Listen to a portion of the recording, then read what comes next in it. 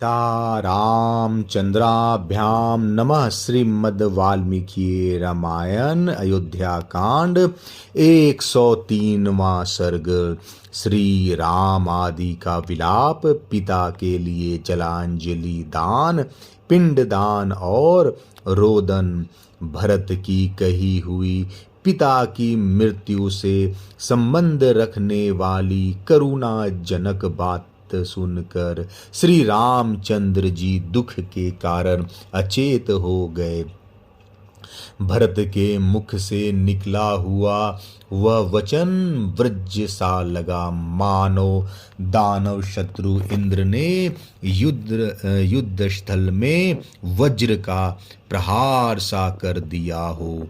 मन को प्रिय न लगने वाले उस वाग वज्र को सुनकर शत्रुओं को संताप देने वाले श्री राम दोनों भुजाओं को ऊपर उठाकर जिसकी डालियां खिली हुई हों, वन में कुल्हाड़ी से कटे हुए उस वृक्ष की भांति पृथ्वी पर गिर पड़े।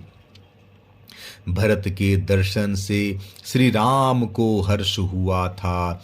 पिता की मृत्यु के संवाद से दुख, अतः उन्हें खिले और कटे हुए पेड़ की उपमा दी गई है। पृथ्वीपति श्री राम इस प्रकार पृथ्वी पर गिरकर नदी के तट को दांतों से विदीर्ण करने के परिश्रम से थक कर सोए हुए हाथी के समान प्रतीत होते थे। शोक के कारण दुर्बल हुए उन महाधनुर्धर श्री राम को सब ओर से घेर कर सीता सहित रोते हुए वे तीनों भाई आंसुओं के जल से भिगोने लगे।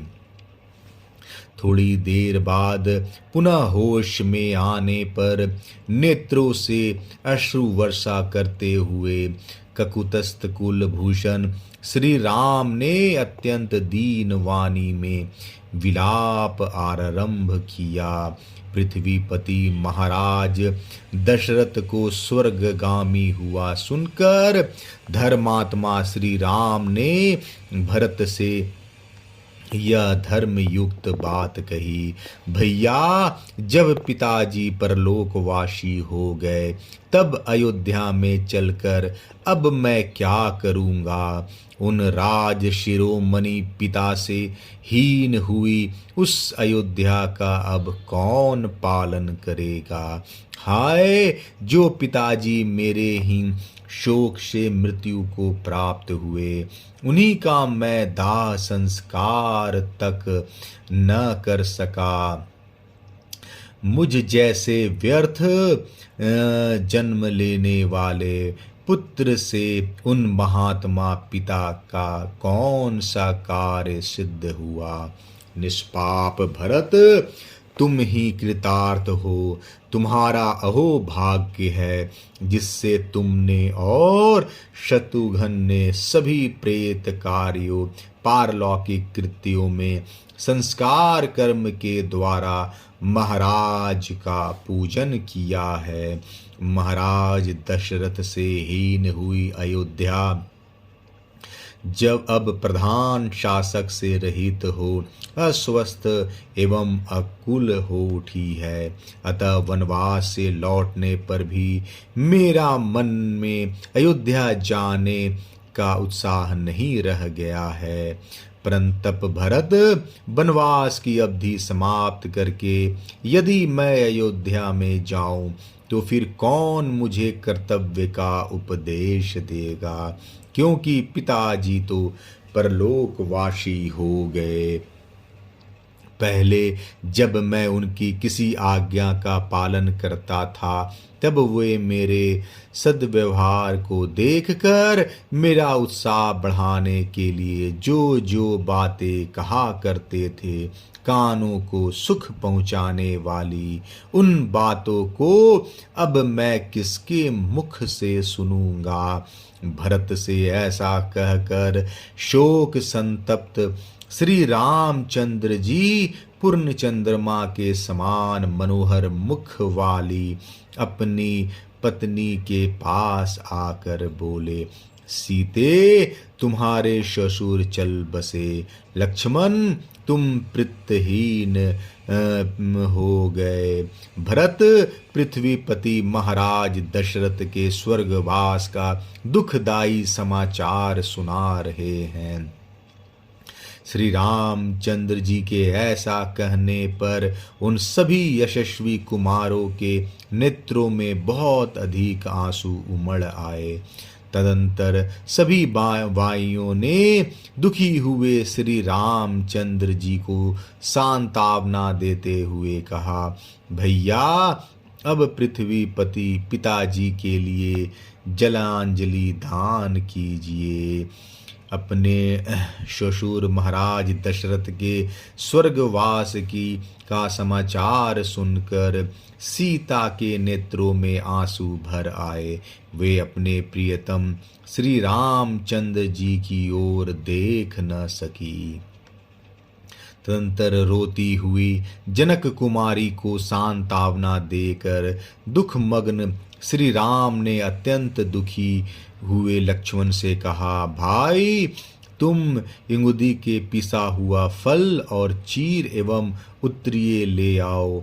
मैं महात्मा पिता को जलदान देने के लिए चलूँगा। सीता आगे आगे चले, इनके पीछे तुम चलो और तुम्हारे पीछे मैं चलूँगा। शोक के समय की यही परिपाटी है जो अत्यंत दारुण होती है।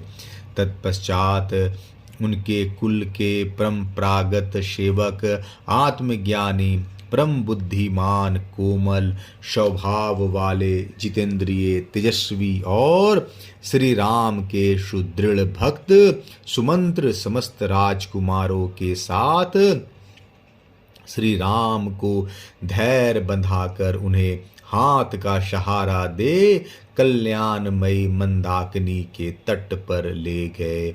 वे यशस्वी राजकुमार सदा पुष्पित कानन से सुशोभित शीघ्र गति से प्रवाहित होने वाली और उत्तम घाट वाली रमणीय नदी मंदाकिनी के तट पर कठिनाई से पहुँचे तथा उसके पंडक रहित कल्याण प्रद तीर्थभूत जल को लेकर उन्होंने राजा के लिए जल दिया।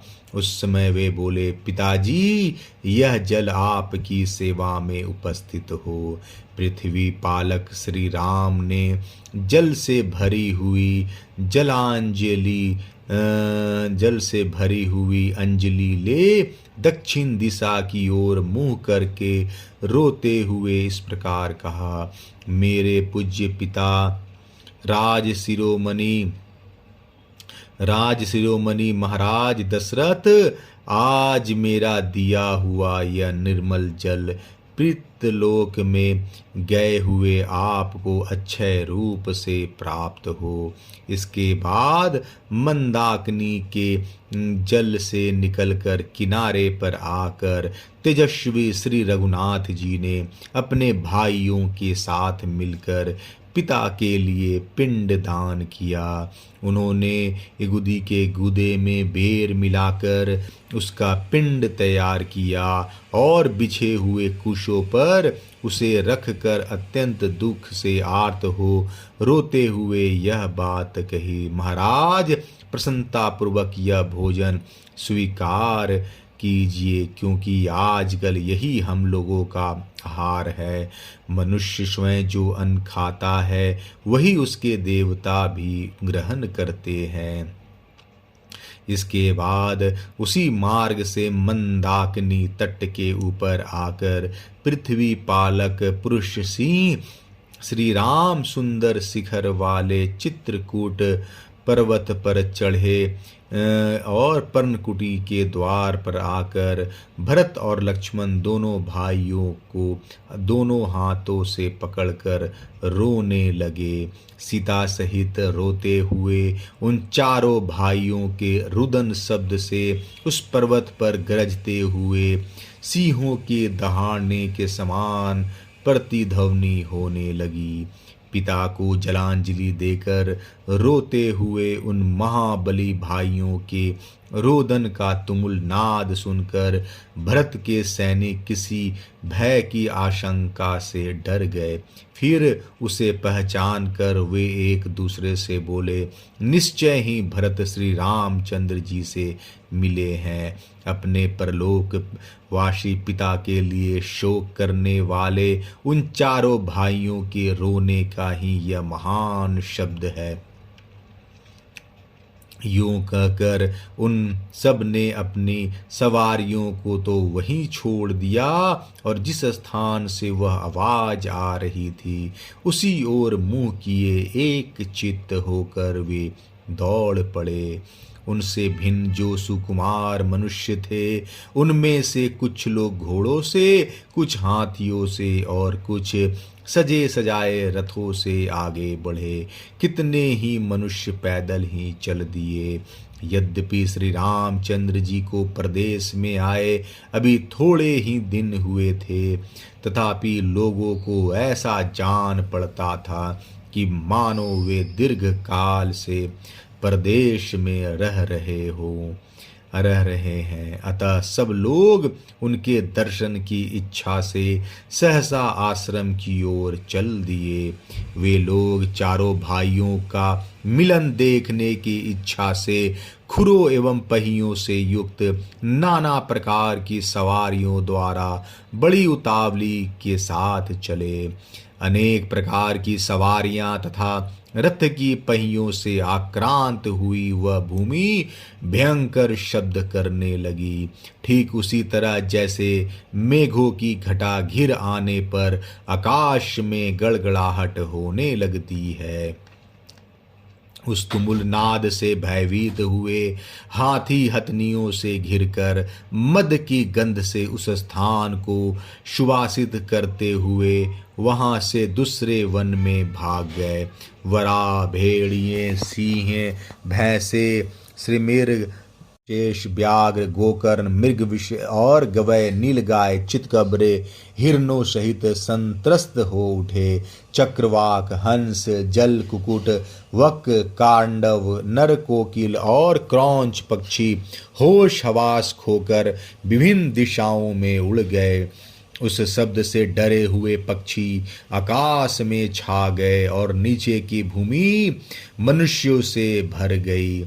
इस प्रकार उन दोनों की समान रूप से शोभा होने लगी। लोगों ने सहसा पहुंचकर देखा, यशस्वी पाप रहित पुरुष श्री राम बेदी पर बैठे हैं। श्री राम के पास जाने पर सबके मुख आंसुओं से भीग गए और सब लोग मंथरा सहित कैकेयी की निंदा करने लगे।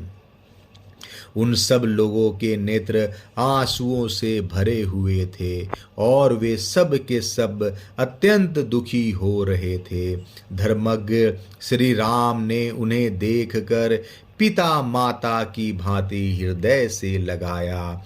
श्री राम ने कुछ मनुष्यों को वहां छाती से लगाया और कुछ लोगों ने पहुंचकर वहां उनके चरणों में प्रणाम किया। राजकुमार श्री राम ने उस समय वहां आए हुए सभी मित्रों और बंधु बांधवों का यथा योग सम्मान किया। उस समय वहां रोते हुए उन महात्माओं का वह रोदन शब्द पृथ्वी, आकाश, पर्वतों की गुफा और संपूर्ण दिशाओं को निरंतर प्रतिध्वनित करता हुआ मृदंग की ध्वनि के समान सुनाई पड़ता था। अयोध्या कांड 103वां सर्ग समाप्त। जय श्री राम।